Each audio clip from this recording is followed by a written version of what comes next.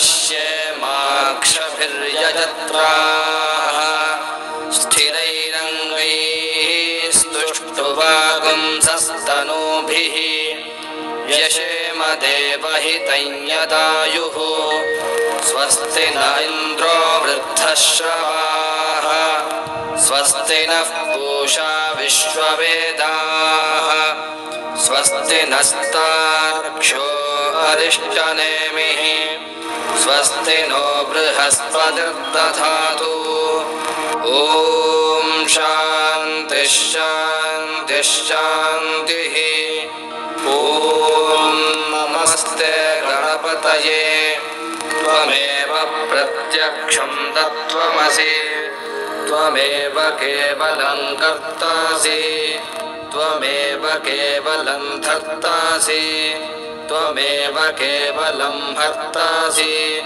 त्वमेव सर्वं खल्विदं ब्रह्मासि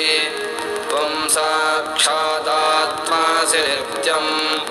ऋतं वच्मि सत्यं वच्मि अवत्वं माम् अववक्तारम् अवश्रोतारम् अवदातारम् अवधातारम् अवानूचानमवशिष्यम् अवपश्चात्तात् अवपुरस्तात् अवोत्तरात्तात् अवदक्षिणात्तात् अवचोर्ध्वात्तात् अवाधरात्तात्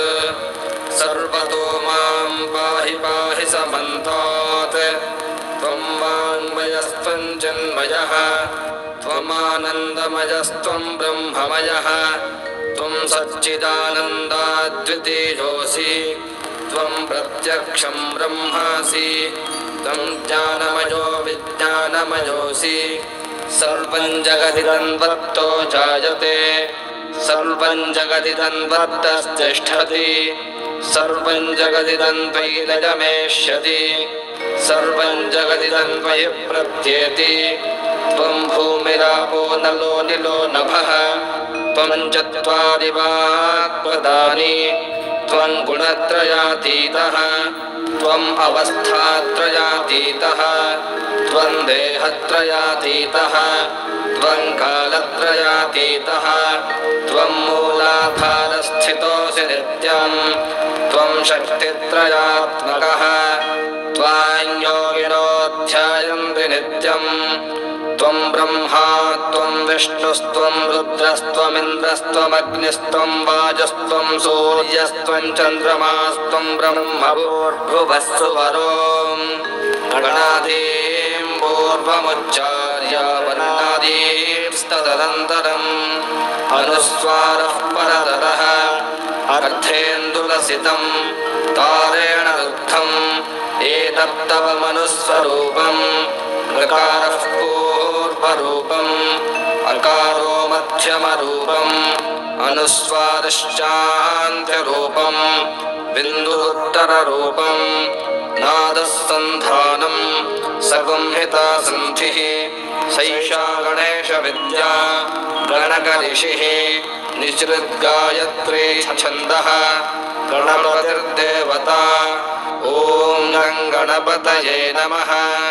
एकदन्ताय विद्महे वक्रतुण्डाय धीमहि तन्नो दन्तिः प्रचोदयात् एकदन्तं चतुर्हस्तं पाशमङ्कुशधारिणं रदं च वरदं हस्तैर्बिभ्राणं मूषकध्वजं रक्तं लम्बोदरं शूर्पकर्णकं रक्तवाससं रक्तगन्धानुलिप्ताङ्गं रक्तपुष्पैः सुपूजितं भक्तानुकम्पिनं देवं जगत्कारणमच्युतम् आविर्भूतं च सृष्ट्यादौ प्रकृतेः पुरुषात् परम् एवं ध्यायति यो नित्यं स योगी योगिनां वरः नमो व्रातपतये नमो गणपतये नमः प्रमथपतये नमस्ते अस्तु लम्बोदराजैकदन्ताय विघ्नविनाशिने शिवसुताय श्रीवरदमूर्तये नमः एतदथर्वशीर्षं योधीते स ब्रह्म भूयाय कल्पते स सर्वविघ्नैः न बाध्यते स सर्वत्र सुखमेधते स पञ्चमहापापात् प्रमुच्यते सायमधीयानो दिवसकृतं पापन्नाशयति प्रातरधीयानो रात्रिकृतं पापन्नाशयति सायं प्रातः प्रयुञ्जानो पापो भवति सर्वत्राधीयानोपविघ्नो भवति धर्मार्थकाममोक्षं च विन्दति इदमथर्वशीर्षमशिष्याय न देयं यो यदि मोहात् दास्यति स पापीयान् भवति सहस्रावर्तनाद्ययं काममधीते तन्तमनेन साधयेत् अनेन गणपतिमभिषिञ्चति स वाग्मी भवति चतुर्थ्यामनश्चं जपति स विद्यावान् भवति इत्यथर्वणवाक्यं ब्रह्माद्यावरणं विद्यान्न बिभेति कदाचनेति यो दूर्वाङ्कुरैर्यजति स वैश्रवणोपमो भवति यो लाजैर्यजति स यशोवान् भवति स मेधावान् भवति यो मोदकसहस्रेण यजति स वाञ्छितफलमवाप्नोति यः साध्यसमिद्भिर्यजति स सर्वं लभते अष्टौ ब्राह्मणान् सम्यग्राहयित्वा